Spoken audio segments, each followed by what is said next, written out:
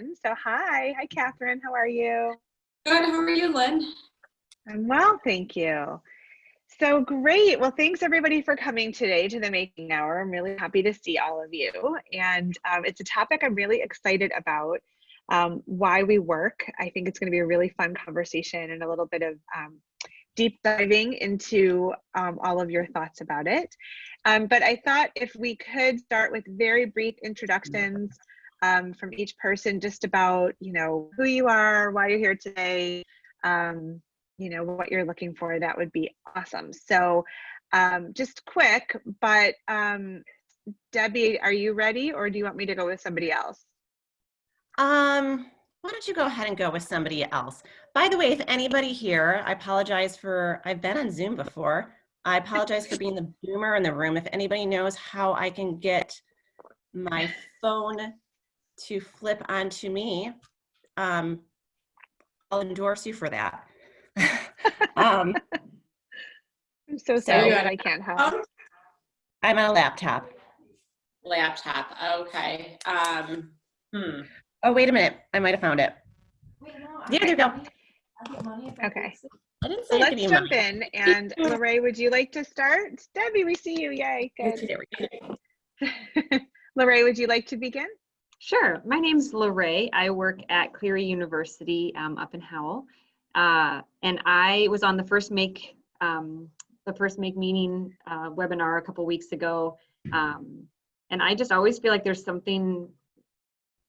always something else to attain. I enjoy my job and I like what I do, but I feel like there's more to it, and I haven't found what that more is yet. So I'm just interested in doing more of these sessions and kind of diving into to find what really sparks my light. Cool. Welcome. Great to see you again. Debbie, would you like to go? Now that we can see you. Now that you can see me. Yeah. Yes, I'm Debbie. I know Lynn from my writers group. I've done some freelance writing in the past. More recently, I kind of turned towards really just to balance it out with home needs, substitute teaching. So as you can imagine, I'm pretty furloughed, I guess. Maybe not technically in that area.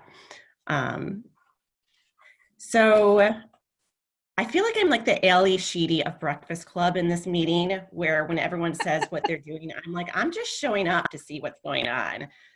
I love it. I love it. That's a great reference.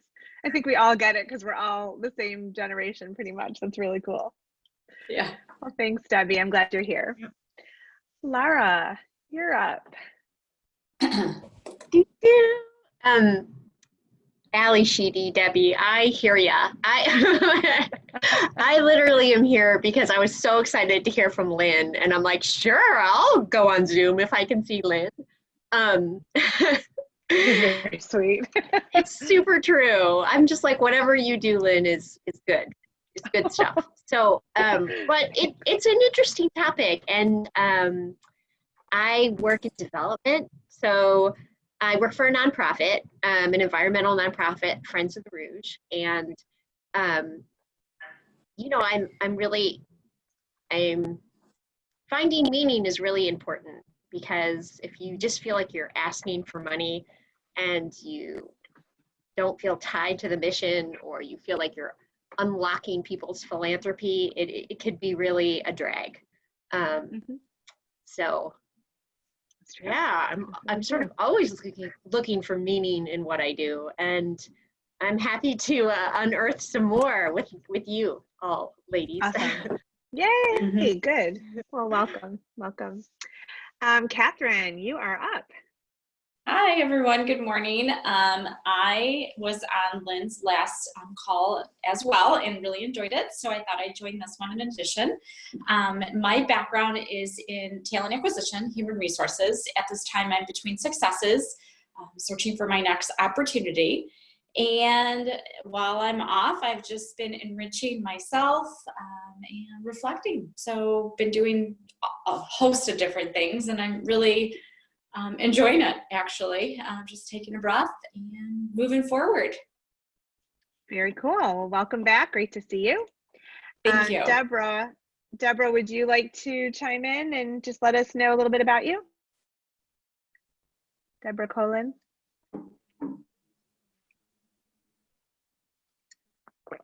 I'm not sure. I know she's listening, but I don't know if she wants to chime in. Hey, So, sorry. there you are. Good. No, Hi, it's okay. sorry. I am here. I'm like in the midst of like a huge group chat, so I'm sorry. I'm just kind of like, I don't want to look completely like uninvolved. So I'm totally listening and creeping in on all you. I'm sorry. Yeah, I ditto, I think what Lara said about anything Lynn does, I love. So, and Thank that's you. why I'm here. I am a physical therapist and currently furloughed, unfortunately, and hoping to get back soon. As you know, as soon as they will let us get open and doctors are back in doing more general surgeries, and hoping to be able to actually touch people again. So looking forward to listening to you guys. Sorry, I will try to get back onto the video as well, but I just don't want to seem like I'm constantly jumping back and forth. So No worries. Welcome. Glad you're here. That's awesome. Well, thank you everybody for your votes of confidence. I greatly appreciate it. And I am going to jump in and start with a little bit of content. Feel free to mute yourself if you'd like to, and then there'll be interactive opportunities as the hour unfolds.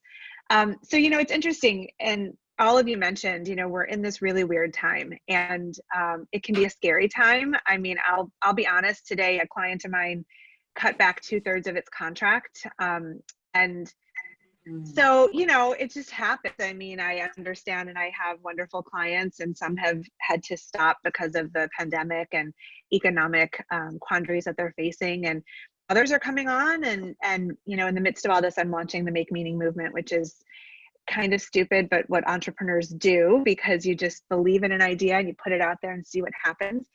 And I feel like it's interesting, this concept of why we work is, in a way, I feel a little indulgent even putting that out there, because it's very much a first world concept to question why we work. You know, at the base level, we work because we have to make a living, to pay our bills, to keep our houses. And, you know, we acknowledge that going in, definitely.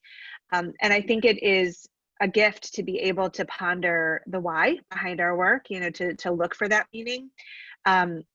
And I don't think it's always indulgent. I think that anytime we can find greater meaning in the work that we do, or use the meaning to lead us to work, the world will benefit. So not just us, not just, you know, I enjoy what I'm doing each day, or I get greater satisfaction, but we will help people in a much more profound way when it comes from that sense of inner purpose. So this question of why we work, I think it's really interesting, and I'm going to ask you guys to get into a little bit of conversation in a bit about it. But I wanted to sort of take you through this conversation through the eyes of a psychology professor, Barry Schwartz, who's from Swarthmore College, and he talks about this a lot. So he has a book called Why We Work. He's given TED Talks, and I'm happy to send you guys links after this webinar as well. But he talks about a lot of things. So he says that, you know, we work, first of all, because we have to make a living. Let's put that out there. Yep, that's it. But that's not all. And so when you ask people who are fulfilled by the work they do, money almost never comes into the conversation. You know, it's like, yeah, that's of course part of it, but that isn't where the fulfillment comes from. And so he says that satisfied workers are engaged in the work that they do, so they almost lose themselves in it. You know, like maybe it's not every day, there's always a slog, there's always little tedious tasks that we have to do, but that satisfied workers are challenged by their work, and they get fully immersed in it. And it also forces them to stretch themselves, to sort of go outside of a comfort zone. And then the people who are most satisfied by their work actually think it's fun. You know, it's not a slog, it's something that they really enjoy. So why are other reasons that people work? Sometimes it's because it gives a measure of autonomy and discretion. You know, like you go outside of your family or outside of your nuclear world, and you feel this level of mastery and expertise, like I have something to offer, you know, and it really validates our existence. And there's also the social engagement part of work, which is a really interesting thing to bring up at this time, because we are all working from home, if we're working, And that social component of work is in a way there because we're connecting over Zoom or phone or whatever, but we're isolated. We're really working in isolation. And so for people who get their social connection through work, this is a really tough time. That team and collaborative aspect that is so important for so many workplaces, it's sort of there, it's sort of not. And so there's an energy that we might get from working in teams that I'm sure we're all missing, at this time as well. And then, he says that we look at work as a way to make the world better. And that's where this conversation about meaning comes in, is that, yes, all of these reasons that I've just mentioned are really valid about work, and in different degrees on different days, in different jobs, different pursuits that we have. But ultimately, when we're contributing in such a way that has meaning and purpose, we are making a difference in the world and we are improving other people's experiences.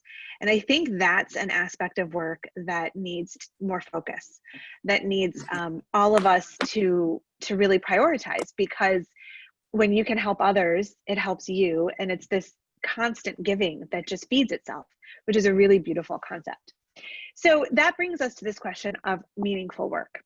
And so when you think of doing things that mean something to you, what comes to mind? So I'm asking you guys now to think for a second about, if I say the sentence, do something that means something to you, what's the first thing that pops into your mind?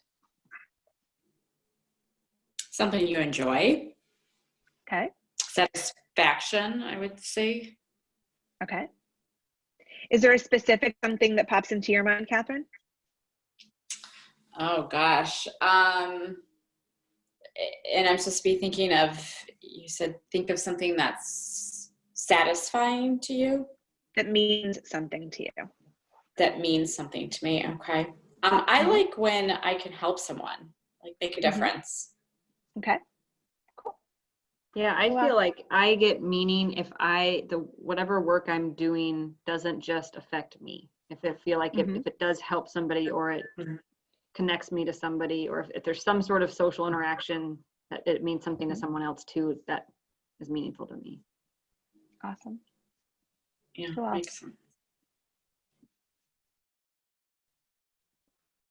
Anyone else? Debbie, I think you're muted if you wanted to. Debbie, I think you're muted.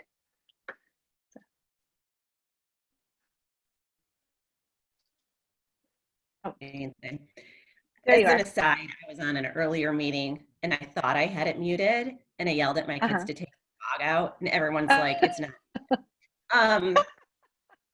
Anyway, I guess something that somebody appreciates on some level, or something that that kind of creates a connection with somebody, possibly making them feel less alone or less isolated in whatever they're experiencing. And that's probably coming more from the writer, and because a good piece of writing, if I get that feedback, that's definitely satisfying. So. It's interesting because when I think about all the different things that I could do that mean something to me, they're not always immediately transferable to a job. So like I love interviewing people. So I have a podcast, the Make Meaning podcast. And yesterday we were supposed to be in the studio before the pandemic. And so I had 3 people booked back to back, because when we were in the studio, it's sort of like a progression, one interview after the next. But recording from home, I don't have to book them back to back. I can do one a day, or, spread them out. So all 3 people said, sure, this time works for me. So I had to do the 3 back to back yesterday. And I was thinking, oh my gosh, what a full day that's going to be. And I loved it. At the end of the day, I wasn't exhausted. I was energized, because I really love interviewing people and bringing their stories out and giving them a forum and a platform. And I don't know that yes, you could be paid to be a journalist to do that. And there are other ways you could do that. But it's not that the podcast pays anything, because it really doesn't. It's sort of a marketing tool and just a labor of love. But it is something that I find really meaningful, Years ago, I had these brunches in my house, and I would cook and plan a menu and set a beautiful table, and I would invite like 10 people that were all friends in some way but may not know each other. And I usually had a theme. So there was one where I had everybody bring a book that they could leave with somebody else. And so you left with a book that somebody had already read and wanted to pass on. Another person made jewelry, and I had her jewelry as the centerpieces on the table, and then she could talk about how she created them, and people bought some of them and stuff.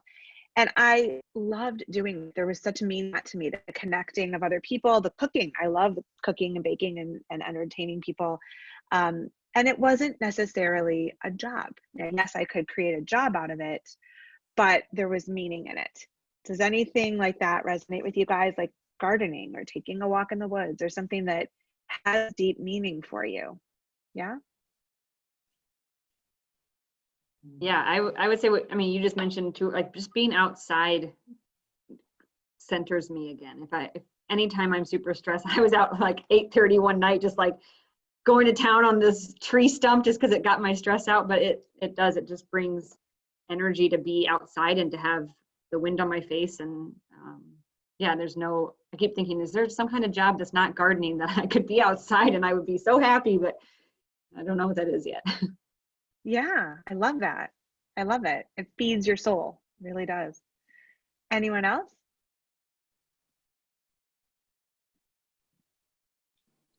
Anything You else? described basically me when you said, having people over, connecting. I love that energy. My friends would describe me like fancy when they come over because we don't have kids. So the way I entertain is so different than them. But like making meals and feeding people and just enriching and communicating, I think connecting from that level is really important to me. And I enjoy it. I get gratification from that. And I noticed, like you said, last week, like I hadn't been cooking a lot. My husband, he does take notes, I think, because he came home and he was like, wow, because I made a good meal, like, not like a BLT sandwich or something. It was really good and he enjoyed it. So I think that he likes it as well, seeing that and just people know that about me. Like they say that often. That is awesome. And the truth is that it may not, at face value lead to or be work, let's say, but it can lead to that, building the relationships, putting yourself out there. I've thought a lot about creating opportunities for women entrepreneurs to just come and have like a monthly dinner and just make relationship and talk and see where it goes. And I can't wait to do that because obviously right now people aren't really gathering, but hopefully soon. And then you just don't know where it'll take you. It's like when you put yourself out there in a way that is meaningful to you, it inevitably leads somewhere. There's no question. So the first thing I'd like to ask you guys is to think about the very first job you had. Okay. And you might want to, if you have something to write with, it'd be great to jot down a few thoughts. And then we're going to share a little bit. But what I'm asking you is think back to your very first job. What did it feel like and why did you do it? So let's take just 2-3 minutes and jot down some notes about that very first job, about the feelings you had. So even if you have to close your eyes and go back to that and see what were the feelings and why did you do that job? So let's jot down a few notes and then I'm anxious to hear what you guys have to say. First professional job. I'm just going to say first job. So it might be when you were 12 years old or 14 or I don't know. My first job was McDonald's, Okay. I mean, I'm telling you, like just you choose what that is and go back there, be with that person and see what it felt like and ask yourself why you did it. Okay. So just jot down a few notes and we'll take 2 or 3 minutes and then I'd love to hear from you guys.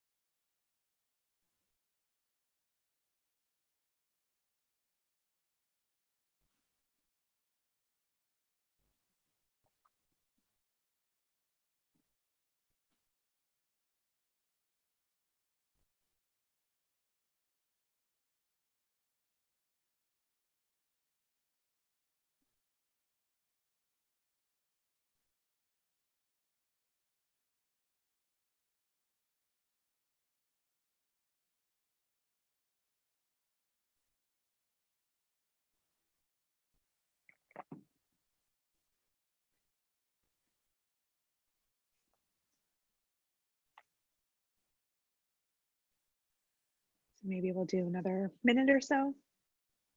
Let me know if you need more time than that.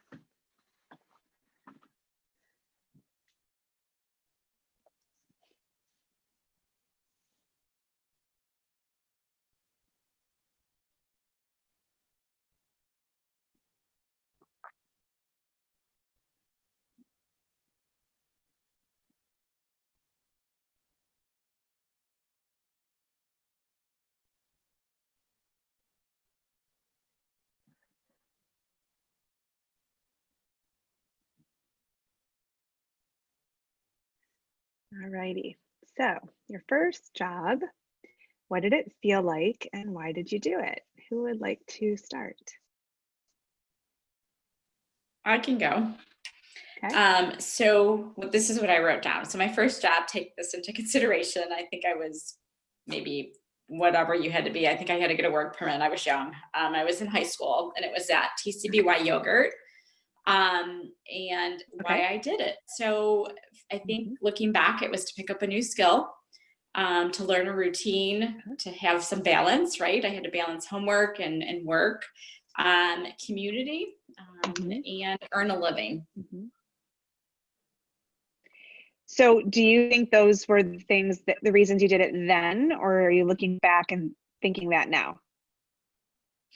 I think it was then, you Okay. know, like looking back from this stage, I think I was so young. So for me, that is what I needed then, obviously. And, you know, I think too, it was a goal that I set, you know, for myself, just to gain a new, I guess, task, if you may, if that makes sense. I also babysat a lot too, so I didn't know how to answer that. I was very active in the subdivision, like definitely a go-getter at a young age. My Social Security statement shows that. I'm like, geez, Louise, I made a lot of money when I was young. So, how did that feel at the time too, when you had that first job? Like, what were the feelings that you had?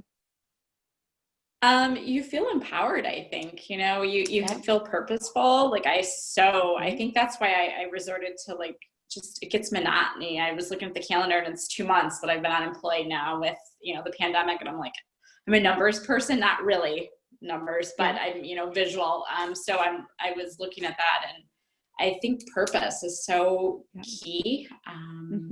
For me, like, I just feel like I'm giving back to, you know, things and just helping someone out. So, and you touched on too, which is interesting, social, like it's so critical because I feel like I'm missing that component big time. Oh yeah. Yeah. So I've been engaging in all these different things and just doing more LinkedIn posts, just different things to extend, you know, because you feel like you can't even see people either. It's just like, hi, I say hi to my neighbor from like 8 inches, you know, we're apart. So, yeah. Awesome. Well, thank you. I appreciate that. You're welcome. Who else would like to share about their first job? My first job was at PetSmart, which was fun just because you're around all those pets. But I remember my first paycheck was $60, and I was like, I have so much money. That's so much money. It's my money. But you did. I mean, Catherine, you're right. You felt like, oh my gosh, I earned that. That's my money. You know, like I felt so responsible and empowered, and it was so much fun working there. I worked there with my brother, and I just met friends there, and I just felt like I had to pay. My parents were, you know, made me pay for my car or my gas or whatever. So I knew that I had bills to pay, but it wasn't like the extent of bills you have now. And so you're still like, okay, I'll put this towards what I know I have to pay, and the rest of it is my money. And it's, it felt like you were super responsible, and you were able to work with so many different people, and the pets were fun, and it was just fun. That's awesome. Very cool. Thank you. Who else? I'll unmute, I guess. I can go. Like Catherine and Lorraine, I did go literally to the first job, which I was an A&W drink girl up in awesome. Michigan over the summers, which the place still exists. We've got a place up north. We spent the summers up north at my grandparents'. So really, I wrote down, I got the job because my mom made me. There wasn't, we were probably middle school. We were probably beginning to drive my mother crazy. And she was like, we've hooked you up with the job. My sister was 2 years older than me. She'd already worked there at least a year. And honestly, the biggest thing I remember, and this is different than other people's stories, is I kind of felt overwhelmed. I remember being like, wow, I'm a smart person. How come I'm screwing up, like filling up drinks? Because a restaurant's a very fast-paced thing. It's not like I was a good student. I could do the homework. I could sit and study. So I was kind of like, how come I can't work? How come this is so different? It took me a while to get those ropes, so to speak, in an environment like that. And I was young. I was middle school, I think. So I don't know. Okay. I don't know if it was like, if we fudged paperwork or what happened. But really, I did it for like 5 years, I think. And what was interesting is it was in Lexington, Michigan, but I'm born and raised in Grosse Pointe. And we knew if we spent summers in Grosse Pointe, it would have been very different. We would have been like, I don't know, on a swim team or something. So it was working with a different group of people. And these were people who, these were kids who they were working because they were working towards a used car. Or sometimes for some of the kids, even it was a second job. They worked at a pickle factory. So it did kind of broaden my world in that regard, so to speak. Yep. So That's very cool. It's the A&W is still there. So I think I still know the owners. I know my kids, I could probably hook them up still. I love it. Very, very cool. Anybody else want to share? So I'll talk. I know you guys aren't seeing my face, but I'm moving around a lot, so you'd get nauseous. So okay. Anyway, I first I would have thought of, like, I was thinking first professional job, and I'm, as a physical therapist, I'm like, okay, I just worked in I went to work as my profession. But I like that everyone's gone back to their first job, and then that's triggered mine as well, and it was in retail. Most likely I just went right to it because I wanted money, and my parents also wanted me to pay for gas or, for me going out and things like that. And it was just a responsibility thing that I was supposed to do. And, but now, I mean, I think looking back at it now, but also at the time, I realized I was not meant for sales. And it was something that really did open my eyes that was not going to be for me. And I, kept with the job for the summer and kind of said, okay, but it was and I really admire people who can really truly be able to sell something, because I felt so it was a lot of kind of trying to get people to upsell, and that's retail in general, and I'm always very impressed by those that can do those things and just be and sometimes I thought of it as almost like being dishonest, but it's not really. I mean, you're really trying to kind of make the experience for the customer, and I took certain things out of it, but it was very eye-opening, I think, in myself of how I was going to be able to, what I was going to be able to do, what I needed to. And it was high school, so I think I wasn't really sure what I wanted to do yet, but I knew after that there was no way I was going into any sort of sales and type of job. So it taught you something about yourself. That's really cool. Yes. That's great. Yes. Awesome. Cool. Lara, I know you've been waiting to go, so let's hear from you. Hi. Okay, so I didn't do McDonald's, although it's so nice to hear your stories because so much of what you guys all said totally resonates. So I did my first job out of college. I took a job as a lab technician in Cal Berkeley in a plant lab. And then I thought about how I felt, and I didn't write this down, but Lorraine, I totally get it. I felt rich. I felt life rich and rich. I was making $13 an hour, and it's probably the richest I'll ever be. No kids, I'm paying for a room in a house. I didn't have a car. You know, I had a bike. And it was just like slush. It was all slush money because I just needed so little to live on, you know? But how I felt is like an amazing sense of adventure. It really like satisfied this desire I had to see more of the United States and just sort of get away a little bit from my family. We were very, very close, and I think I needed that extension away. And, you know, I think I also felt really competent. So competent that I was like, I got this, I'm going to grad school. But this conversation and writing that down made me have this aha moment, which is, and maybe competent is not the right word, but I think I've realized just in writing these words down that whenever anything gets too, I don't know if easy is the right word, but when it stops being a challenge, like I drive myself crazy with challenges. I feel like it's such a struggle, and yet when that challenge goes away, I totally lose interest and I'm ready to go to the next thing. So I think like just even thinking about this first job, as soon as the challenge fell away, I was ready for the next event. For, you know, in that case, it was grad school. But interesting.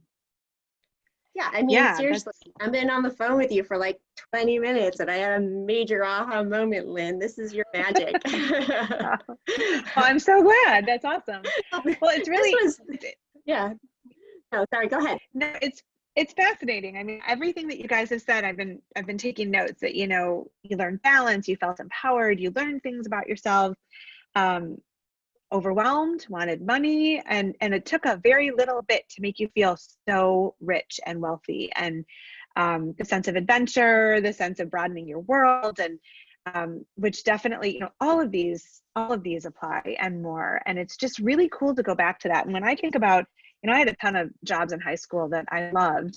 My very first one was Dunkin' Donuts, and only once did they let me fill the donuts, and I felt like I was creating an injustice in the world because, you know, the jelly donuts don't have much jelly, and so like there's a machine, or there was in the 80s, that you stick the donut on and you set it from like 1 to 10 in terms of how much jelly will shoot out, and you're supposed to set it at like 3, and I'm doing 7 because the jelly donut should have jelly, you know. And then anytime we went to put one in a box, your thumb would go through because there was way too much jelly in it, and so of course I was never allowed to fill the donuts. But I felt like I was righting a wrong, and it was like a really important role, you know, in my little world and stuff. But I think it's really interesting when we think about first jobs, teenagers, when they're pretty low stakes, you know, like hopefully you don't have to, you know, pay for your rent or for food. And so it's kind of a lark, and maybe you're paying for a car, you're paying for, you know, in my case, it was long distance phone bills to my boyfriend who was older, and my parents didn't want me going out with him, so I had to pay for the bill. You know, so whatever it was like your first taste of independence or freedom or relying on yourself. And then when I think about first career jobs, you know, I don't know if it was like this for you guys, but my first job as a journalist was in New York City, and I was making $25,000 a year, which when you think about it in New York City, even in the 90s, is like, that's it.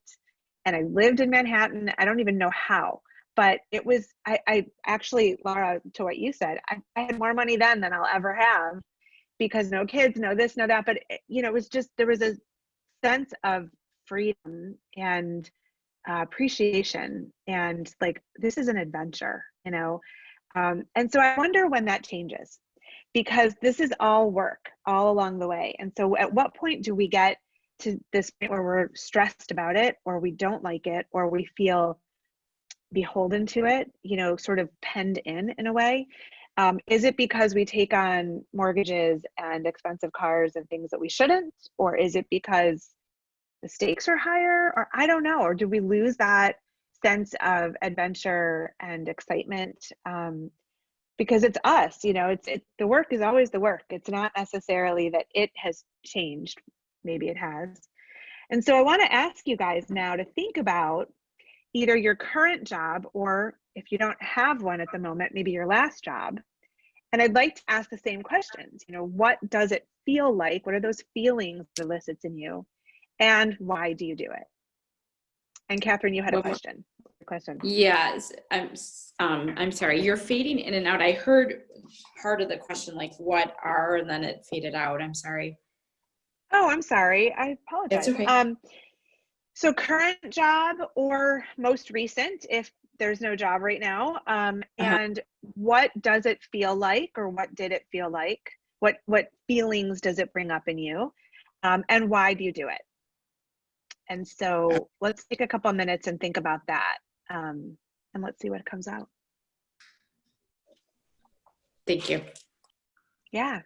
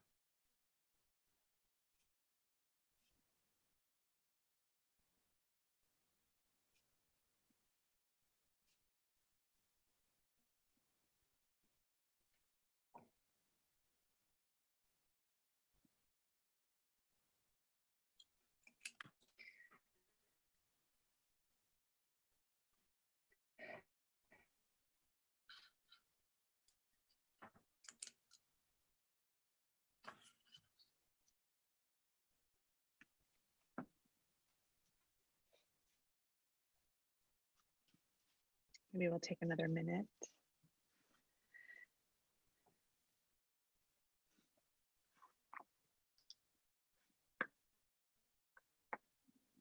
Oh,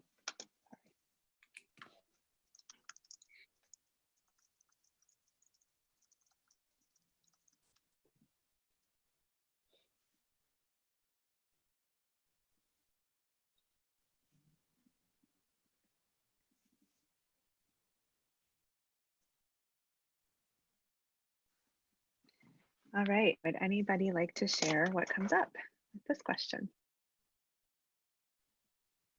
You know, it was interesting to think about, and I feel like now you have to be on all the time. So before, when we talk about our first job and how fun it was and you felt responsible but lighter, you didn't have to check your emails at night and on the weekends and feel like you have to work crazy hours or be on all the time. And there weren't work politics involved. There weren't, you know, all of these things that kind of weigh me down. You know, I love what I do because, like Lara said, I love being challenged, but it's not like the best days are when I can do something fun with my staff, when we do something that's outside of our normal job duties. So I feel like everything's so competitive now, and you want things so automatic. You don't want to wait for anything, that it's just this constant feeling like I have to check my email. I have to do this work today because we need it tomorrow to be on top of, you know, be the best, you know, compared to our competition. I mean, it just feels like you're never going to get there. You never get to like where you feel like, okay, now we can just focus on the good stuff. You're always just the stress, this anxiety of always trying to get better and do more and more with less time, and doing, and there's never a balance between work and life. It's always going to be this struggle. But I feel like before, you could go to work and then you come home and you do stuff as a family and you have other things to talk about that's not work related. And now it's so much that's just work. It just focuses on, when do you have to work? Well, this is going on at work. This is the person at work that I don't like. And it's just so much work focus that, and I think there's probably a ton of variables that go into that. I mean, social media is part of it, but it's, I don't know, it just feels so much more fast paced now, and more on the line. I mean, if I lost my job at PetSmart, I would probably find another job and it wouldn't be a big deal. But now if I lose my job, I do have a kid and a house, and so it's just all this additional stress that just takes the fun out of it for me. Yeah. Let me ask you a question. If you weren't available 24/7, like if you decided you weren't going to be available after 6 o'clock at night, what would happen? Yeah, I do that sometimes. I'll say, okay, it's the weekend or it's, the evening. And I still think, even when I took a week off to do a staycation back in February, and I'm going on a walk in my neighborhood, and I'm already thinking of excuses of why I'm not around my phone if my boss were to send me an email or a question. And I'm already trying to validate, well, I'm on vacation, I was on a walk, I couldn't, and I'm thinking, man, that's just the mindset I automatically go to. So even if I say I'm stepping away from work, it's hard to get it out of the back of my head that, like, are they going to bring this up? Like, I emailed you this important document, you never responded, or, and so I just feel like there's always that voice there. Interesting. That's tough to get rid of. Well, thank you for sharing. That's interesting. I appreciate that. Who else?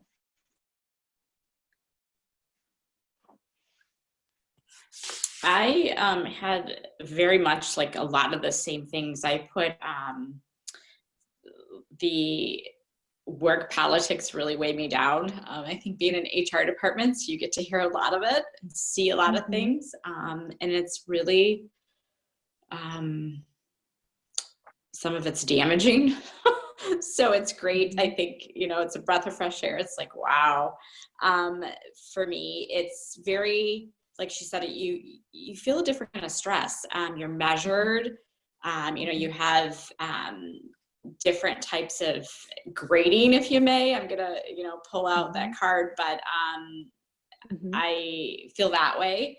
It's very competitive, and I think it's also, your confidence, because you're compared a lot.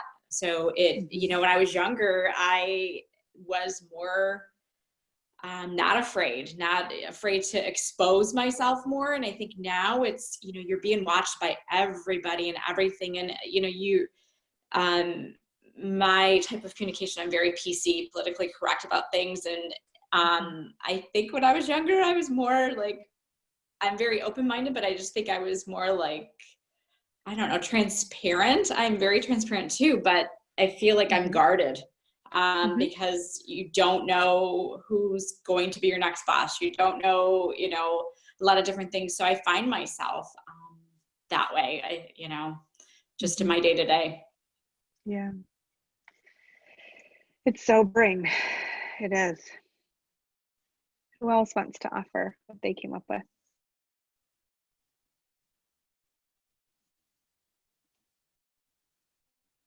Laura, do you want to share a little bit?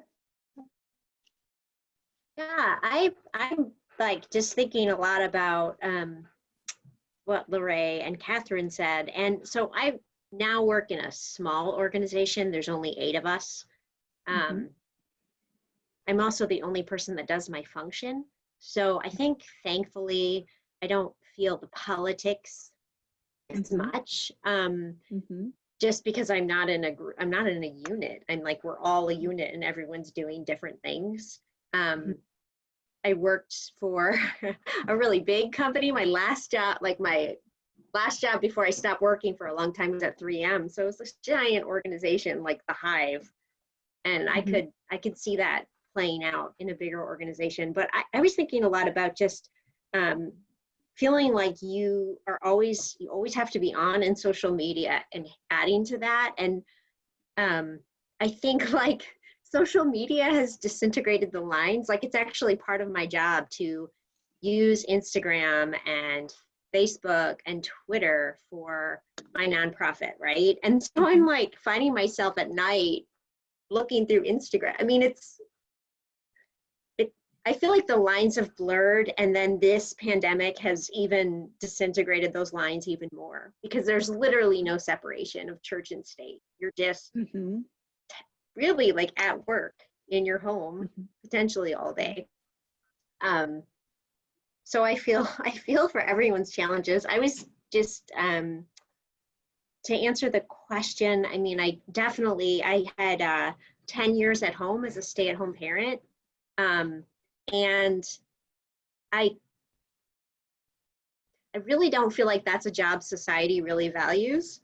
And maybe I'm projecting, like maybe I don't really value it, even though I'm glad I made that choice. I really glad I made that choice. It was the right one for me. But I feel more maybe of a sense of purpose now that I'm working for this nonprofit than I did as a stay-at-home mom. And maybe because it's selfish, like it's for me. But it feels great. It feels great to be contributing towards something outside the home that I feel like is important. And so I like all that stuff. I was just thinking about like this sort of constant, like having to work, like sleeping into weekends and weeks off. And I think there's something, it's sort of like an American work ethic or culture. Like I think of the French who are like, we should work 4 days a week and you shouldn't have to love your job. Like you just need to pay the bills and then love your life. And I feel like that's really different than a sort of American work ethic, which is, your work is your life. You're a little bit defined by your job, and you know, you should be passionate about it. I'm glad I am passionate about it, but maybe that's not the right lens to see work. Really important questions. I think it reminded me of, I had a client many years ago, a yoga conference actually was a client, and one of the planners was really demanding and sent an email at some point in the day and was like, if you don't respond in an hour, we're not working with you anymore. And I'm like, okay. And I didn't respond within an hour. I just thought, this is not the dynamic that I want to work with. And it was a scary moment, but those choices, we always have those choices. We just don't always feel like we can exercise them, for sure. Anybody else want to chime in about this question before we move on a little bit? Debbie, do you want to? Yeah, I'll jump in because Laura was saying some things that kind of are a good way to pivot in. I'm writing on my notes that I feel like I'm the imposter here.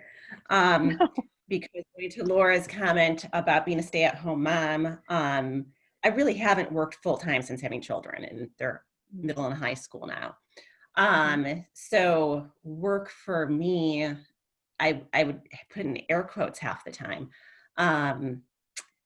I started my career, an English major from U of M. I actually very much admire you, Lynn, for going out to New York, because I was scared to be blunt. I like did the math in my head. I'm like, low paying job, you know, New York. Yes. There's like a not full sign there. Do I become homeless? We did a family trip to New York a few years ago. It was the first time I'd ever been there. Like for me, that was like psychologically a big deal, because I was in the car being like, I have a feeling I was supposed to have like had this period of my life where I had the guts to do this. Anyway, so when I had kids, I was able to pick up almost like hobby level freelance writing. So I don't know that you'd really, how much that'd be considered a job because of the scope of what I did. Sometimes it was more than others. But my identity was never like work. So in that sense, I'm the imposter. And what was interesting is I knew moms who were either totally home with their kids or part-time. And I wrote down the comment, there was a woman who did some sort of financial auditing with DMC at the time. And there was 1 week she had to go in, she normally went in 3 days a week, and she had to go in like 4 days or the full week or something. And she was like, 3 days is a nice break from home. 4 days, it's work again. It was like some sort of tipping point at like 4 days or something, which just kind of sprung to mind because, you know, the freelance writing I've done, it's been periodical based and magazines kind of shuttered down. And since I don't have that like New Yorkie background that you have, Lynn, like I more carry that imposter syndrome and maybe a lack of sales that just, it trickled down. So I was like, well, I was volunteering on the schools and I was like, let's do subbing. And the one thing, there's a lot of unglamorous things about it, obviously. But the one upside is I can walk away at the end of the day and just go, that's today. You know, the days I have fun with it are the days that I've really kind of come in with that attitude. And I'm like, I get to be kooky. If they don't like it, whatever. If they do, everyone's amused for the day. And earlier in this discussion, I think I wrote something down about, like, I mentioned I'm a mother, but I'm also an aunt. And I like being like the crazy aunt. I think I have like this untapped, like creative side. Like when I'm creating something is when I feel good, or if I can create something with others or help them create it, that's a good feeling. Because it surprises me what scares people to do, like that they won't be silly or they won't try something messy. But I have a hard time personally making the connection to that to like the workplace or how people make money. So it's interesting because the things that we love to do and where we find great fulfillment and are what things we're good at, we can translate that to work. It sometimes is not a direct line. And so we have to get creative and think about how can I put this into action to get paid for it? And it can be daring. It can be a longer conversation. It can be scary. But what's interesting that I'm hearing from everybody and also have experienced myself is that I don't know if the work is different. And feel free to argue with me on this. And we have just a few minutes left, but maybe we're different. And so when I talked to my husband about retirement, you know, I wanted to retire at like 55 and I'm 48 and it's not going to happen. But the reason I wanted to was not to stop working. It was to stop the obligation of having to bring in so much.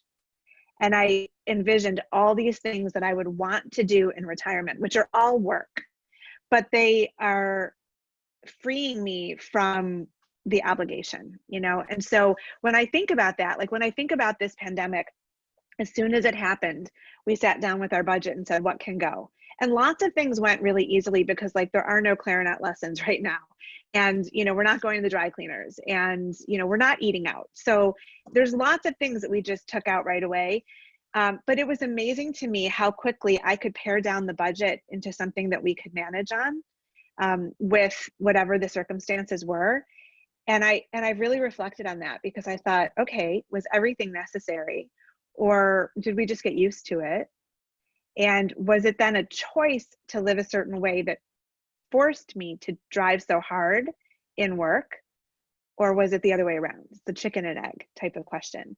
And these are really existential questions and conversations that I encourage you to have with yourself, because it's a lot of it is a perspective, is a choice. And it's so, you know, like Lara, you working in a mission-based organization. And I think, you know, all of us do at some point, and there's usually a mission with, you know, every organization, but some of it is at the forefront and some of it is like, check the box, I did it. We have a mission, you know, but when the mission is what brings you there, I think a lot about, I worked with Habitat for Humanity for a number of years as a client, and there was a staff of 10 people and they were paid like pennies. I mean, it was so low paying and they loved coming to work. And I remember asking a couple of the people who'd been there for like 10 years, you know, if you make so little, why do you do this job? And they're like, the mission. It was like a resounding answer, no hesitation.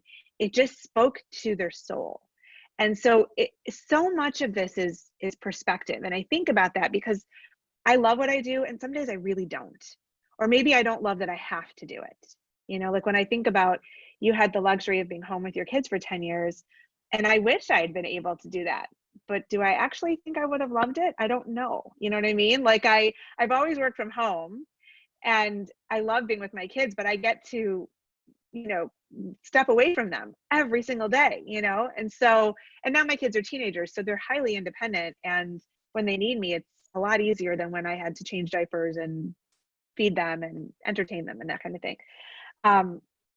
So it's a lot of the work could still be an adventure, could still be, oh my gosh, it's exhilarating. You know, like I think about my daughter who works in an ice cream shop and she makes like $9.50 an hour. And there's politics there. There's actual work politics. And she just doesn't really care because it's not her whole being, her whole identity. You know what I mean? So there's something with what you're saying, Laura, about this American work ethic of we're defined by our work and work is life. But I would challenge us all to think about whether or not that has to be that way. You know, it's just maybe we're entering a new era, or maybe we're going to give ourselves the gift of doing that, you know? We don't have time to do this, but I really want to share something really quickly. I'm going to put it in the chat. It is a poem that I love. And I've taught this so many times. Oh, it's not letting me copy and paste. Okay, I'm not going to put it in the chat. I'm going to email it to you guys. It's called What Work Is, and it's by Philip Levine, and it's really a very cool poem. So I'll email that to you guys when we finish. But I want to ask if there's any last thoughts or questions that you want to put out there before we close the session. I just want to say about like your work, your life being work. I feel like being at home, and maybe Debbie, you can relate to this. I feel like, maybe not, I don't know, but for me, it was a little bit humbling to kind of figure out who I was without it being about my job, because I was a stay-at-home mom. And it was 10 years of sort of, it's sort of a humbling experience to not be working. And I think I'm very glad for it. I like to say I grew out and not up.